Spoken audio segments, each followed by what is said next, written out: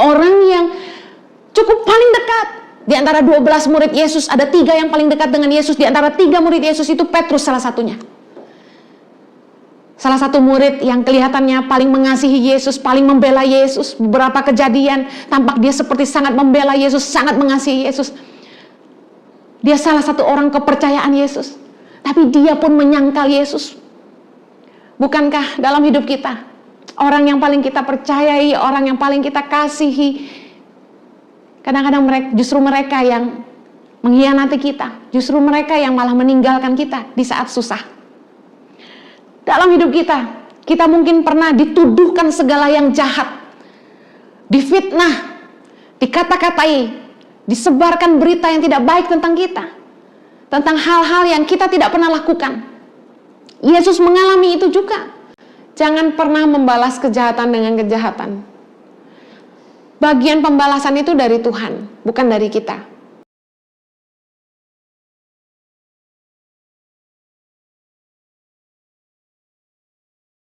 Saya akan share tentang salib bukti kasih. Di dalam Ibrani 4 ayat yang ke-15 dikatakan, sebab imam besar yang kita punya bukanlah imam besar yang tidak dapat turut merasakan kelemahan-kelemahan kita. Sebaliknya sama dengan kita, ia telah dicobai, hanya tidak berbuat dosa. Tahukah Anda bahwa Yesus melewati semua penderitaan-penderitaan yang kita alami sebagai manusia dalam hidup kita sehari-hari?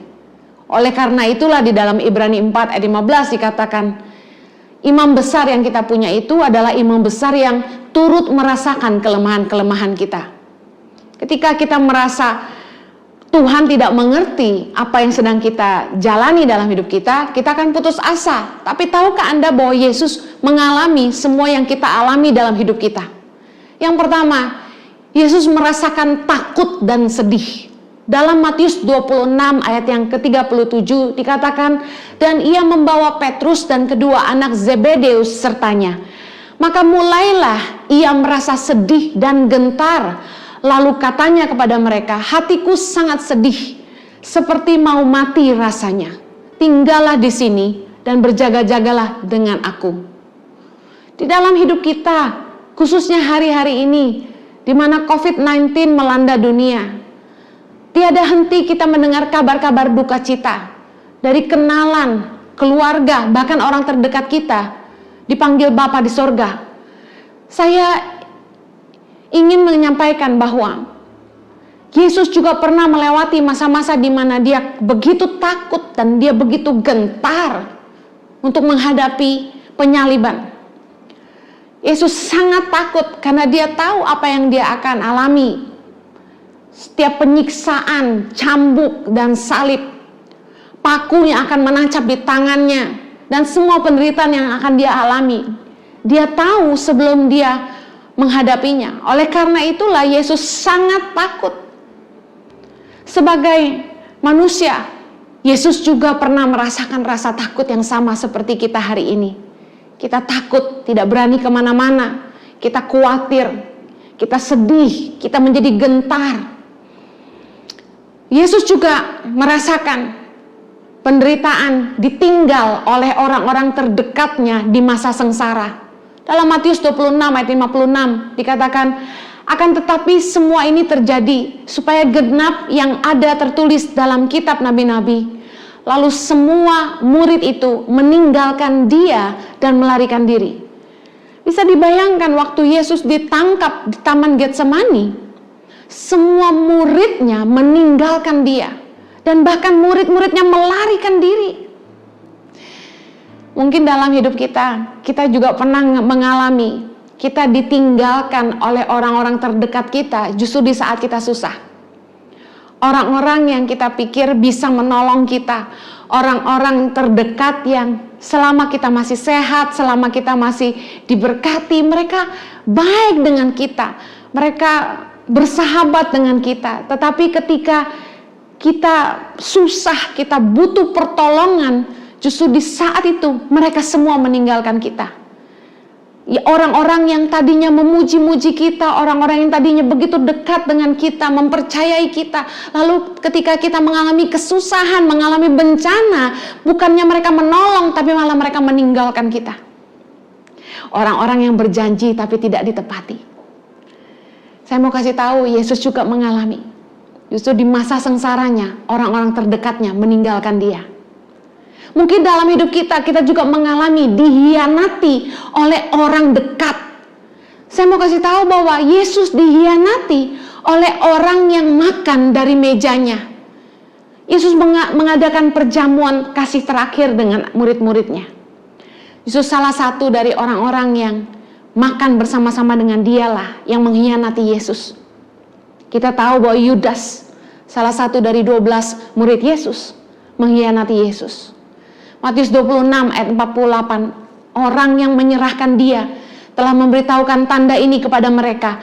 Orang yang akan kucium, itulah dia, tangkaplah dia. Ayat 49, dan segera ia maju mendapatkan Yesus dan berkata, salam Rabi, lalu mencium dia. Bayangkan, hubungan yang begitu dekat, tapi dia mengkhianati Yesus.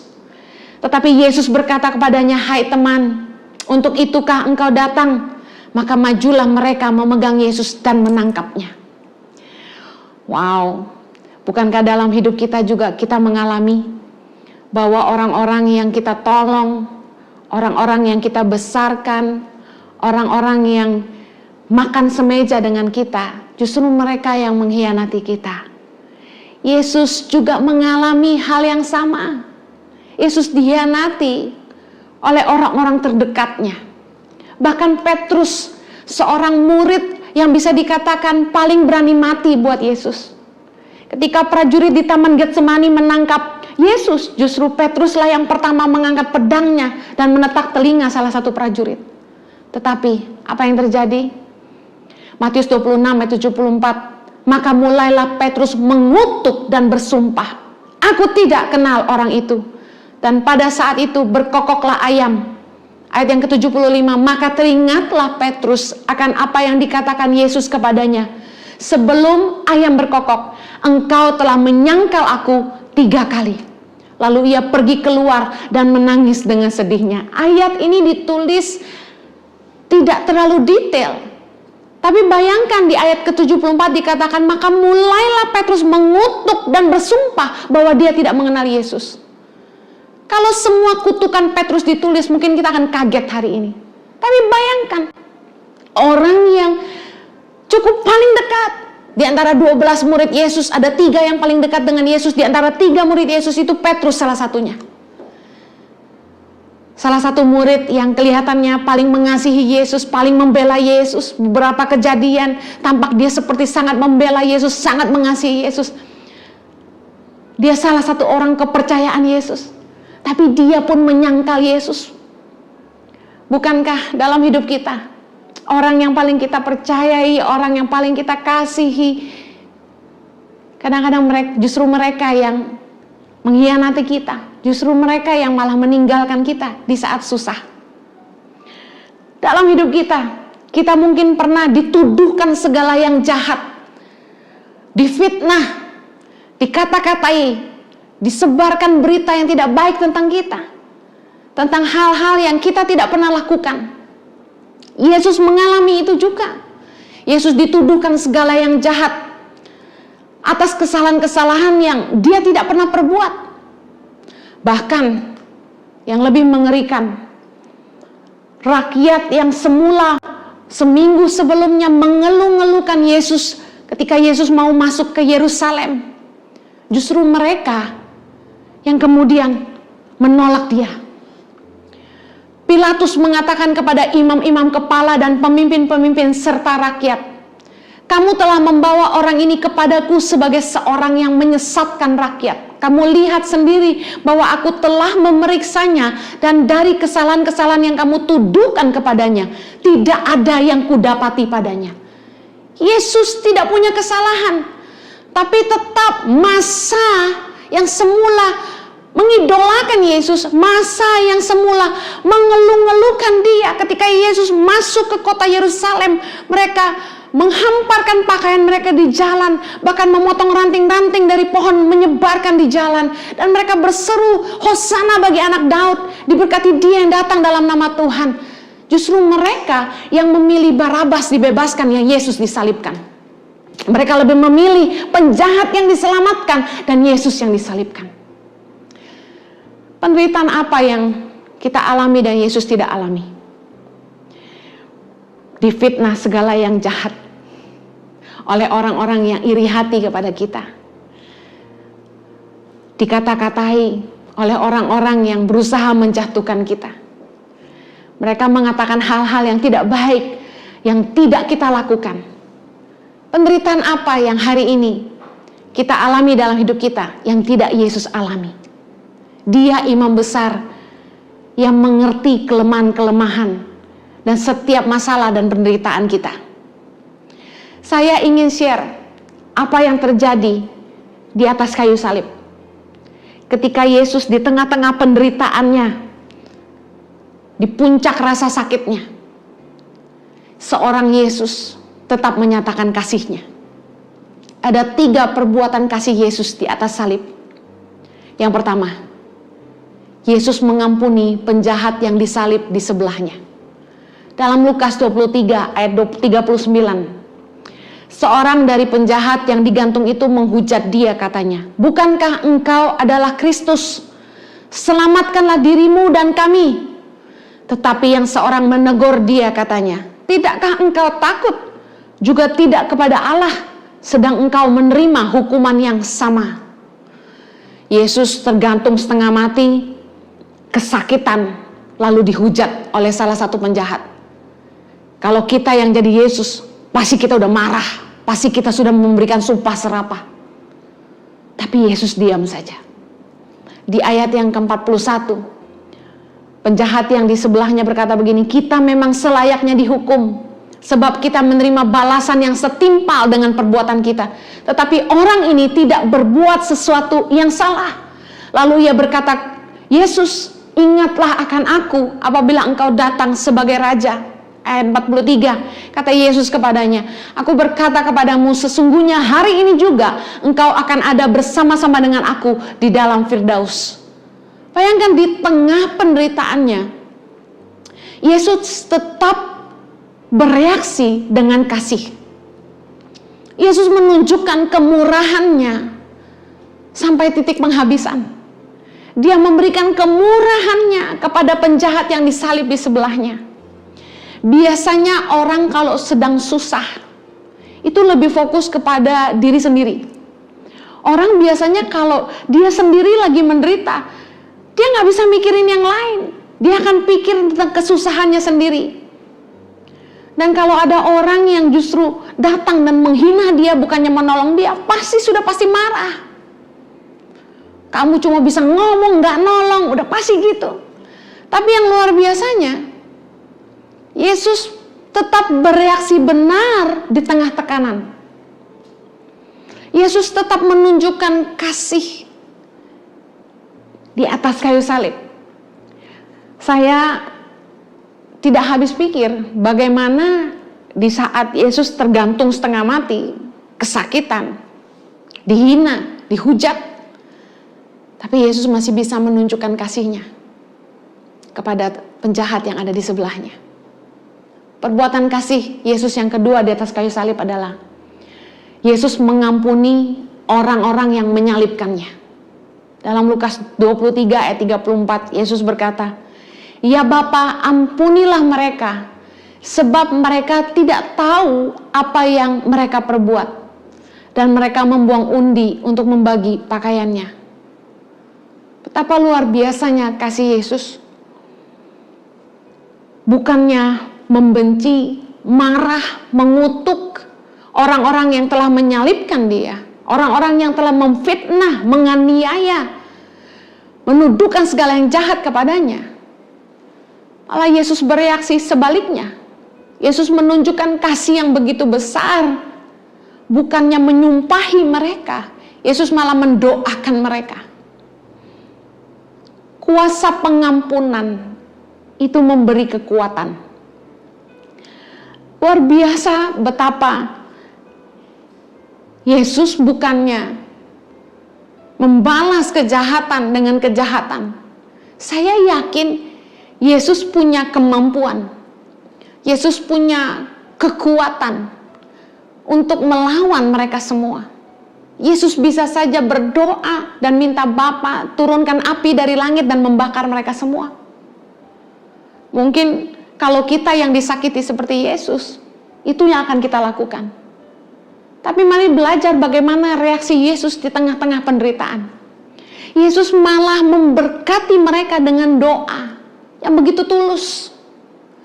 Dalam hidup kita, mungkin kita pernah mengalami, kita disakiti sama orang dengan begitu amat sangat sehingga kita sulit mengampuni.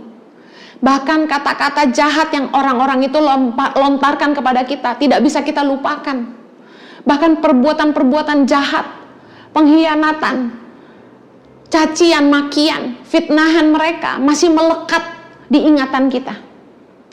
Tapi dengar baik, Matius 6 ayat ke-12 berkata, "Dan ampunilah kami akan kesalahan kami, seperti kami juga mengampuni orang yang bersalah kepada kami."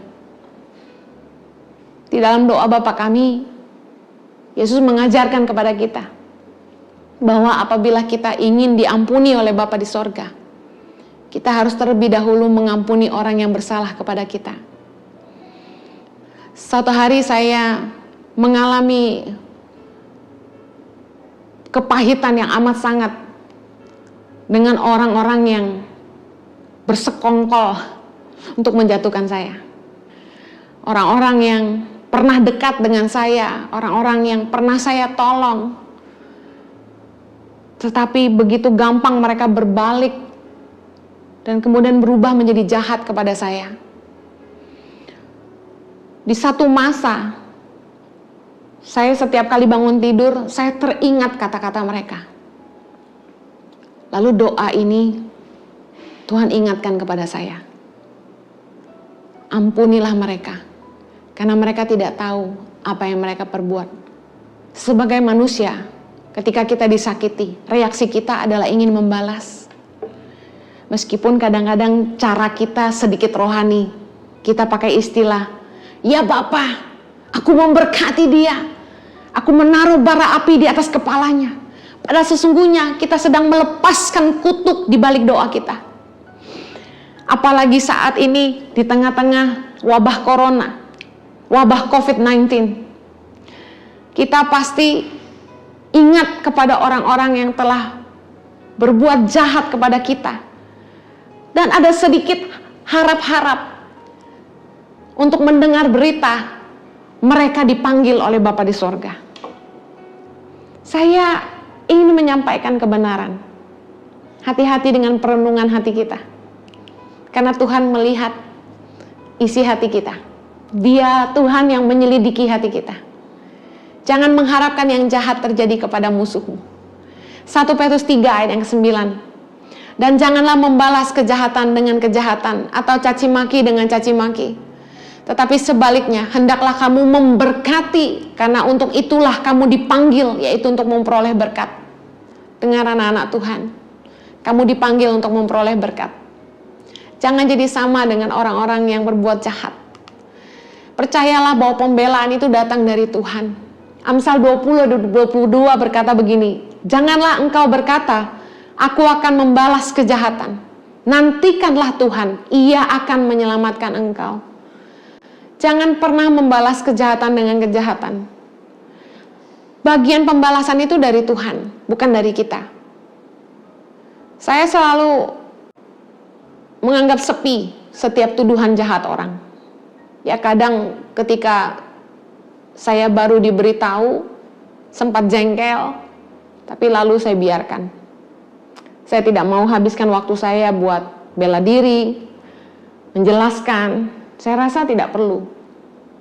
Karena kebenaran itu tidak perlu dibela. Pembelaan itu datang dari Tuhan. Kejadian 50 ayat 20 itu merupakan salah satu ayat yang saya pegang dalam hidup saya. Bahwa Tuhan itu mengasihi saya. Kalaupun ada orang yang berniat jahat sama saya, Tuhan sanggup mengubahkan niat jahat orang untuk mendatangkan kebaikan bagi saya. Saya telah melihat hal ini terjadi dalam hidup saya. Bahwa mungkin ketika kita mengalaminya, hal itu nggak enak, begitu menyakitkan. Tapi setelah itu lewat dan kita ada di titik di mana kita ada hari ini, kita patut bersyukur. Saya bersyukur buat masa lalu saya bersyukur buat masa kecil yang tidak enak. Tapi berkat masa lalu yang tidak baik itu, saya hari ini jadi punya beban untuk anak-anak yang tidak mampu. Karena dulu saya tidak ada orang yang biayai sekolah saya harus kerja keras. Masa kecil yang sangat susah. Saya bersyukur mengalami itu. Dan hari ini saya bisa peduli sama orang yang tidak mampu. Saya bersyukur pernah punya pemimpin yang menyia-nyiakan hidup saya. Punya pemimpin yang mengusir saya begitu saja. Saya percaya kalau bukan karena mereka mengusir saya tidak ada di tempat di mana saya ada hari ini. Karena saya orang yang tidak suka pindah-pindah. Kalau saya duduk di sebuah ruang kelas, saya akan duduk di kursi yang sama, nggak pindah-pindah. Bahkan kalau saya makan ke restoran, saya akan pilih menu-menu yang sama yang saya biasa makan, saya nggak pindah-pindah. Nah, saya bersyukur kalau Tuhan mengizinkan rasa nyaman kita diusik. Karena Tuhan mau kita pindah ke tempat yang lebih baik. Kadang-kadang Tuhan pakai berbagai cara yang mungkin gak nyaman buat daging kita. Tapi milikilah iman bahwa apapun yang terjadi dalam hidupmu, jangan balas kejahatan dengan kejahatan. Itu bagian Tuhan. Percayalah bahwa Tuhan mengasihi kita, rencananya sempurna. Bahwa niat jahat orang Tuhan sanggup pakai untuk mendatangkan kebaikan bagi hidup kita. Saya bersyukur ada firman Tuhan yang mengajarkan bahwa Tuhan itu baik kepada orang-orang yang tidak tahu berterima kasih. Bukankah dalam hidup ini kadang-kadang kita jengkel sama orang-orang yang sudah kita tolong tapi bokamsya, nggak tahu diuntung, tidak tahu terima kasih. Tapi bukankah kita juga sering begitu sama Tuhan? Tuhan sudah tolong kita begitu banyak, Tuhan sudah memberkati kita. Tapi masih saja kita komplain. Saat-saat ini di mana kita nggak bisa kemana-mana, nggak bisa melakukan banyak, ayo jangan mengeluh. Bersyukur sama Tuhan masih punya keluarga. Bersyukur masih bisa diam di rumah. Bersyukur kita tidak terjangkit COVID-19. Bersyukur masih bisa makan. Bersyukur masih diberi kesehatan. Banyak hal yang patut kita syukuri. Meskipun ada di beberapa di antara kita yang harus berduka cita karena kehilangan, tapi percayalah bahwa Tuhan tahu yang terbaik untuk setiap kita. Perbuatan kasih Yesus di atas kayu salib yang ketiga adalah Dia taat sampai mati untuk menebus dosa umat manusia. Salib adalah bukti kasih Yesus bagi dunia. Saya ingin menceritakan satu-satunya doa Yesus yang tidak dijawab oleh Bapa adalah ketika Yesus berdoa 3 kali di Taman Getsemani. Yesus berdoa di dalam Matius 26 ayat yang 39-44 sebanyak 3 kali Yesus meminta supaya jikalau boleh cawan itu berlalu. Yesus takut untuk menghadapi salib. Dan Yesus minta kepada Bapa seandainya boleh Dia mau cawan itu berlalu daripadanya. Yesus gak mau melewati itu. Tapi Yesus mengembalikan biar kehendak Bapa yang jadi dan bukan kehendaknya. Di tengah-tengah penderitaannya, Yesus tetap bertahan sampai akhir. Sampai mati di kayu salib. Supaya kehendak Bapa dinyatakan oleh ketaatannya. Mungkin ada doa-doa kita yang gak dijawab sama Tuhan. Mungkin atas kehendak Tuhan kita harus melewati penderitaan. Mari taat sampai akhir. Meskipun doa kita nggak dijawab, kita nggak tahu kapan semua ini akan selesai. Tapi saya mau bilang gini, biarlah kehendak Bapa dinyatakan. Bertahanlah di dalam penderitaan. sekalipun doa-doa kita tidak dijawab. Tetap berharaplah kepada Tuhan. Jangan menyerah. Datanglah kepada Tuhan. Saya percaya Tuhan mendengarkan doa kita. Jangan mengeluh, jangan marah, jangan komplain, jangan bereaksi negatif. Belajar seperti Yesus, dia tetap bereaksi benar di tengah-tengah penderitaan. Saya mau tutup dengan ini. Salib adalah bukti kasih Yesus, tetapi iman adalah bukti kasih kita. Dalam Lukas 18 ayat 7-8 dikatakan begini. Tidakkah Allah akan membenarkan orang-orang pilihannya yang siang malam berseru kepadanya? Dan adakah ia mengulur-ngulur waktu sebelum menolong mereka? Ayat 8. Aku berkata kepadamu, ia akan segera membenarkan mereka. Akan tetapi, jika anak manusia itu datang, adakah ia mendapati iman di bumi? Mungkin hari ini iman kita goyah. Pengharapan kita hampir pupus. Tapi dengar baik firman Tuhan. Tetap sabar dalam penderitaan. Tetap mengucap syukur. Tetap bereaksi benar. Jangan berhenti berharap. Jangan berhenti berdoa. Percayalah Tuhan akan menjawab doa kita. Milikilah iman. Yesus telah mati buat dosa-dosa kita sebagai bukti kasih-Nya. Salib adalah bukti kasih Yesus bagi kita. Tapi apa bukti kasih orang percaya? Bukti kasih kita kepada Tuhan adalah iman. Bahwa semuanya harus terjadi sesuai dengan kehendak-Nya. Tapi biarlah kita orang percaya tetap kuat dan berpegang kepada firman-Nya. Saya tutup dengan ayat terakhir. Ibrani 4 ayat yang ke-16. Sebab itu, marilah kita dengan penuh keberanian menghampiri tahta kasih karunia, supaya kita menerima rahmat dan menemukan kasih karunia untuk mendapat pertolongan kita pada waktunya. Saya percaya pertolongan Tuhan itu selalu tepat waktu. Mari hampiri tahta kasih karunia.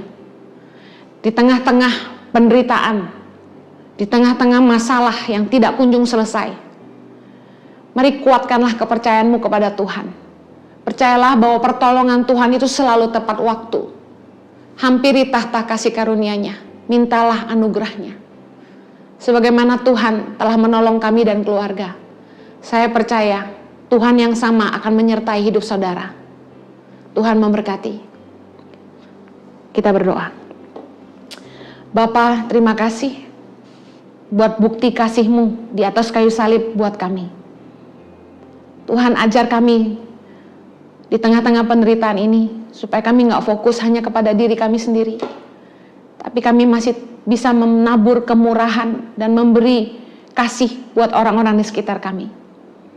Dan juga tolong kami Tuhan, supaya di tengah-tengah penderitaan ini, kami tetap bereaksi benar, kami tetap mengucap syukur, dan kami tetap sabar dan tetap berharap. Kami datang ke tahta kasih karunia-Mu, memohonkan pertolongan-Mu bagi setiap kami Tuhan. Bagi setiap keluarga yang ditinggalkan, berikanlah kekuatan dan penghiburan. Bagi orang-orang yang putus pengharapan, berikanlah harapan yang baru Tuhan. Hamba-Mu berdoa apapun yang mereka butuhkan. Tuhan, pertolongan-Mu tidak pernah terlambat. Hanya dalam nama Yesus kita berdoa.